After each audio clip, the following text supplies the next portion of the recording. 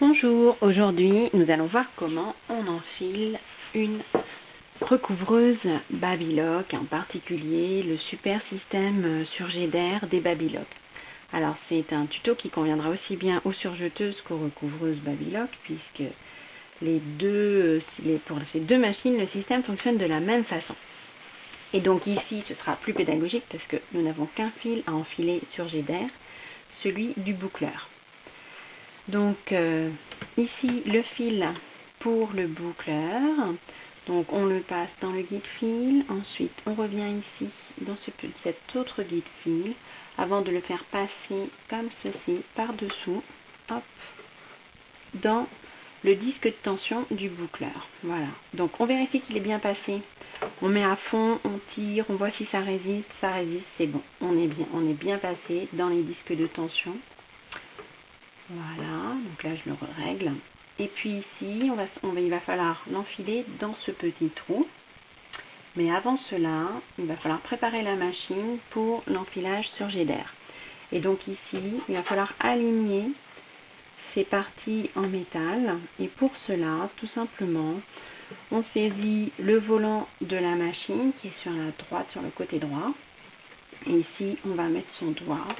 Et on va essayer d'appuyer. Et là, on ne peut pas appuyer. Donc, on cherche jusqu'à ce qu'on puisse appuyer. Et là, c'est bon. J'ai appuyé. Cette partie en métal s'est déplacée de ce côté-là.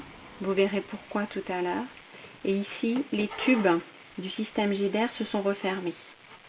Donc, on va pouvoir maintenant enfiler le fil du boucleur. Donc ici, on prend une grande longueur de fil. Parce que le but, c'est qu'après, on ait suffisamment de fil pour que le fil arrive ici de l'autre côté de la machine. Donc, une fois qu'on a le fil, on introduit dans le trou. Là, on lâche et on appuie. Et là, hop, le fil est apparu de l'autre côté dans sa petite case. Donc, on le remet. Moi, je l'ai sorti pour vous montrer. On le remet, voilà. Maintenant, on va défaire le système J-d'air, sinon la machine est en sécurité et vous ne pourrez pas coudre. Pour désactiver le système J-d'air, on pousse cette partie métallique vers la droite. Hop, le bouton se remet à la position initiale de tout à l'heure. Ici, le tube s'est ouvert et puis on peut apercevoir le fil. Et là, votre machine est prête à coudre. On referme le capot. Et là, vous allez pouvoir la mettre sous tension et coudre. Voilà, à bientôt!